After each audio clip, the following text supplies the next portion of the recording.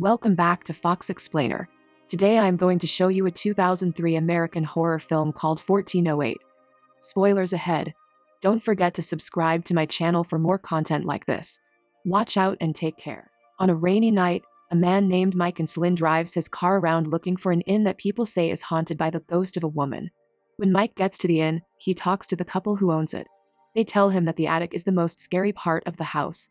Eventually, he makes himself at home in the attic.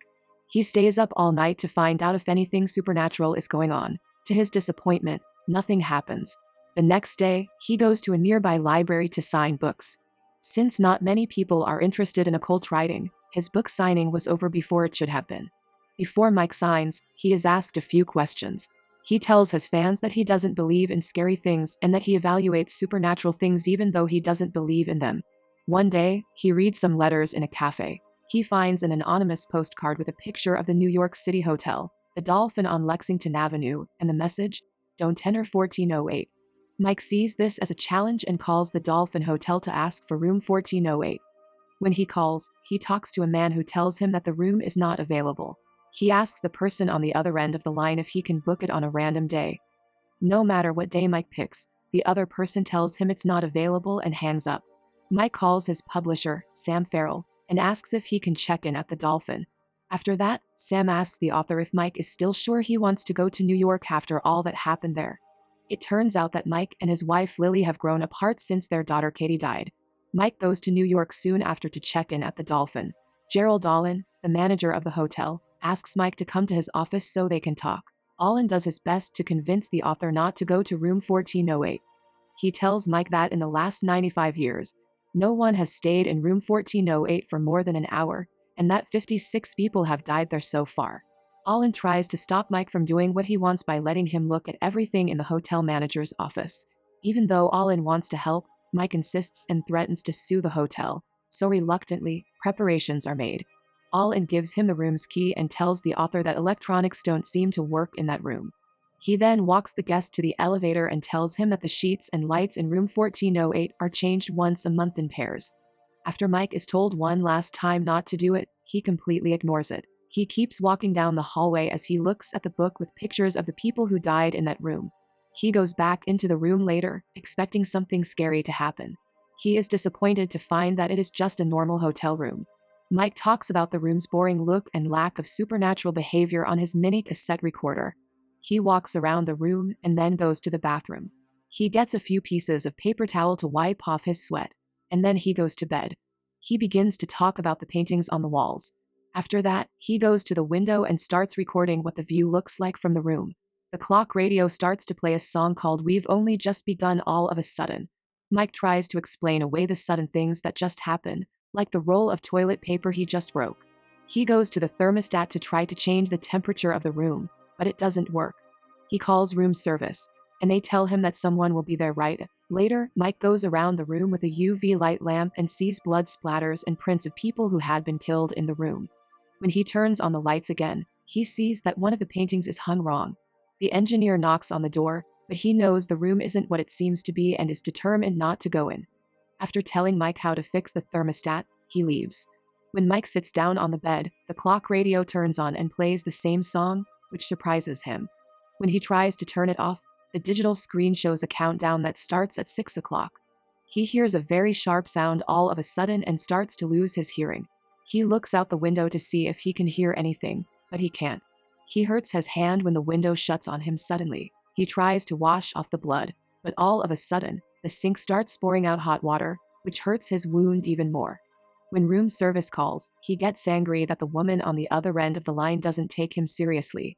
He gets off the phone and tries to leave through the main door, but both the key and the doorknob are broken. He tries to calm down because he thinks Solin drugged him. The TV turns on and shows a video of his daughter Katie with his family. Mike starts to see the ghosts of the people who died in the room, including his sick father. Mike tries to leave by climbing out the window, but he just makes it to the next room. But his efforts are useless because he is still in room 1408. Mike tries to call Lily on his laptop to ask for help, but the sprinkler system starts up, which shorts out his laptop. He is able to stop it by hammering the sprinklers out of the ground.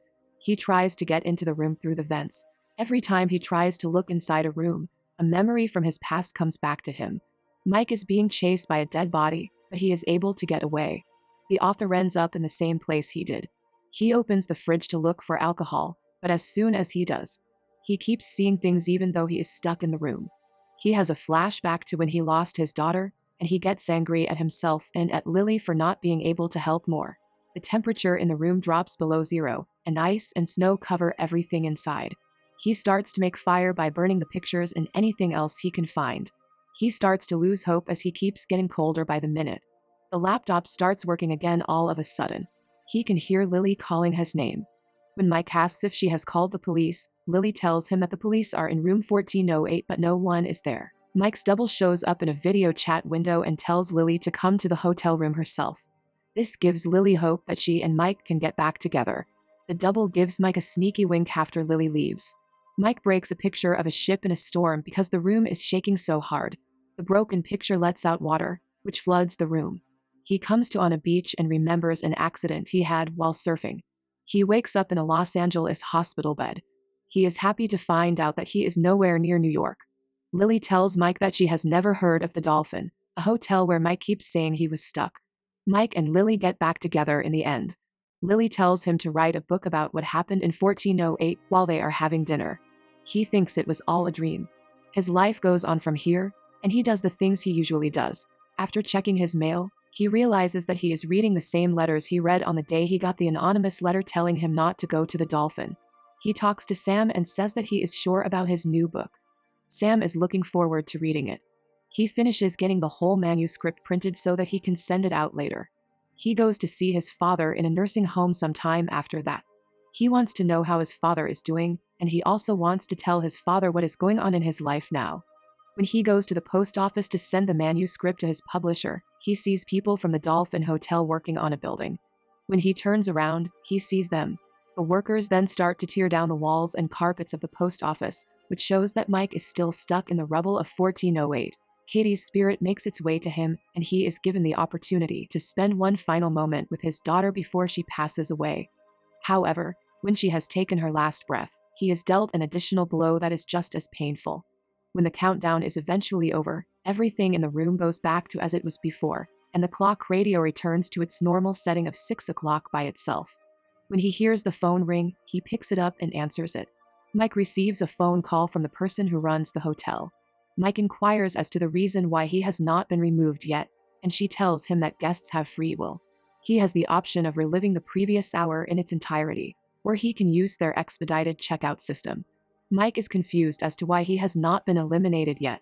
Even after witnessing images of people who have already given up, he continues to struggle against it, even if a rope that seems like it was used by a hamman emerges. As soon as he approaches a mirror, he realizes that he is unable to see his own reflection in it. This occurs as soon as he gets close to the mirror.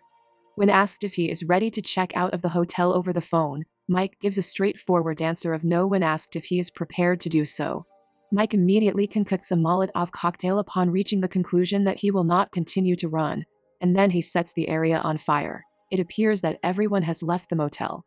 Mike, who has just put out the cigarette he was smoking, has finally accepted the fact that he will perish in the fire, and he is happy to see that the room has been entirely gutted.